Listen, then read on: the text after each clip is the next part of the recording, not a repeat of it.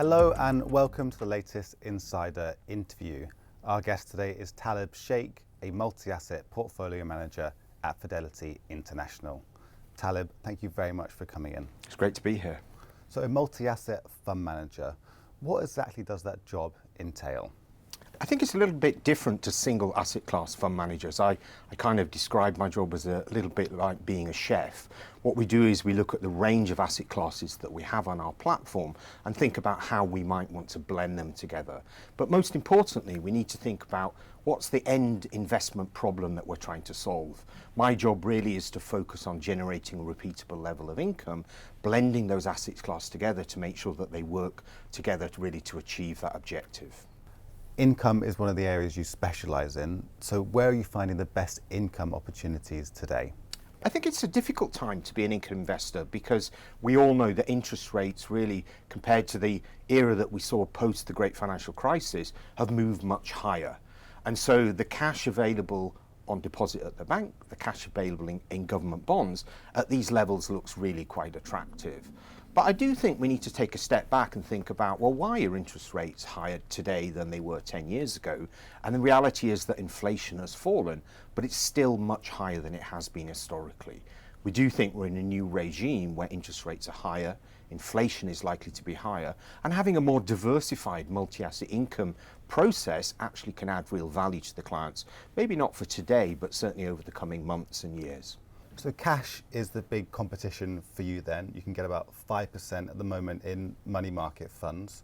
So where are you investing to provide investors with a more attractive or a more consistent income stream? And how much are your portfolios yielding at the moment? You're right, cash has been king over the last couple of years. And as we look into money market funds or even cash on deposit at banks, it's grown hugely since the pandemic.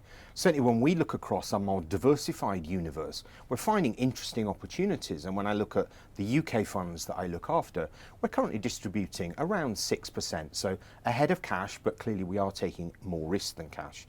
We would hope that that will be sustainable over the coming months and years. And if we think back, the Bank of England have already cut once. We expect them to continue to cut. So those cash rates which are available today are unlikely to persist.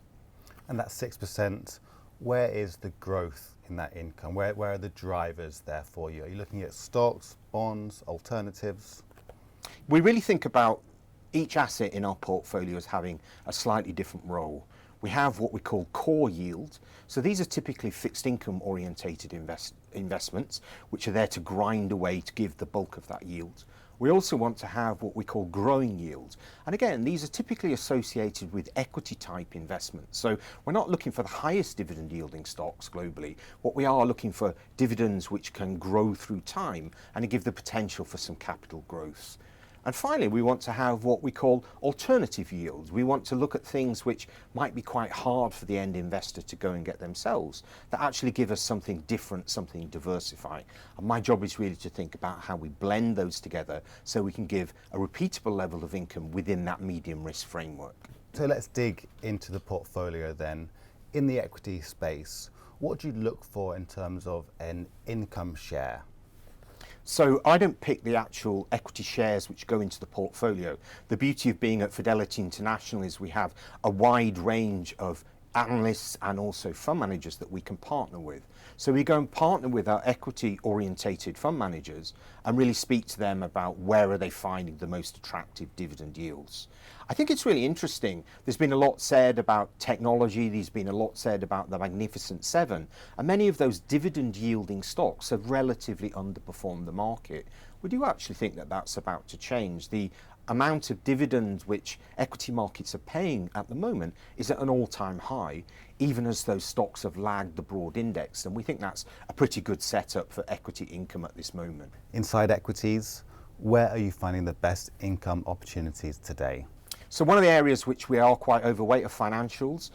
Banks really have transformed since the great financial crisis. In many ways, regulators have turned them into quasi-utilities and actually allowing them to return that capital to shareholders. So when I look at the sector overweights that we have within our portfolio, certainly financials is something that we find quite attractive really on a global basis. Fixed income is an important area for income since interest rates have risen. But where are you finding the most attractive bonds? I think you have to break the yield available for fixed income into two parts. The first part is the core interest rate, the interest rate which the government in that country pays on their government debt. And clearly those have moved up since the great financial crisis. And we think that there are some opportunities there. The other part of that interest rate is what we call the spread. So that is the premium which we receive on top for lending to a corporate or lending to a company. And actually, those spreads are relatively tight at the moment. So when we look at things like investment grade credit, the highest quality bonds, we would argue that there's really not much risk premium there and we're relatively underweight.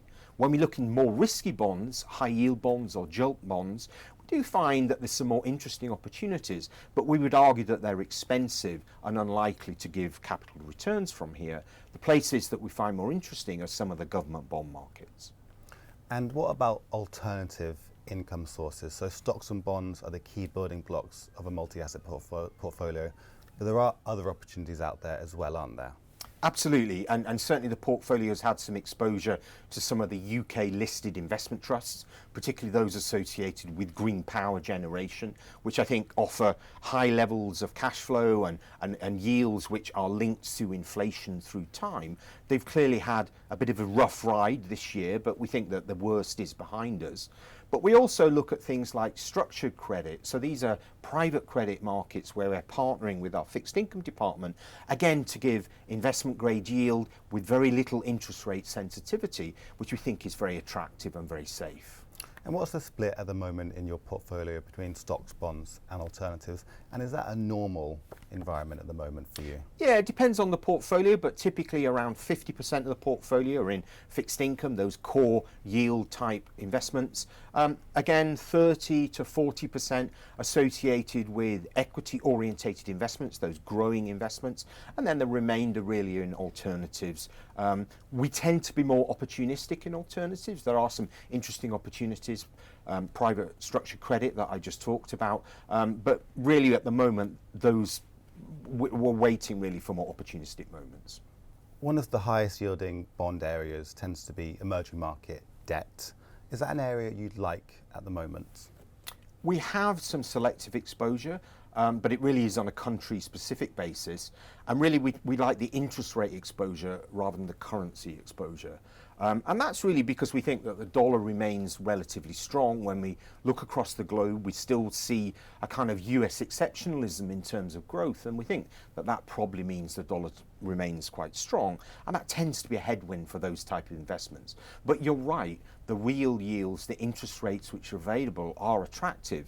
And certainly that's something where we would look, I can envisage over the next year or so, to try and build out some of that exposure.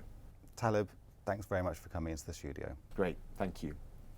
And that's all we've got time for today. You can check out more insider interviews on our YouTube channel, where you can like, comment and subscribe. See you next time.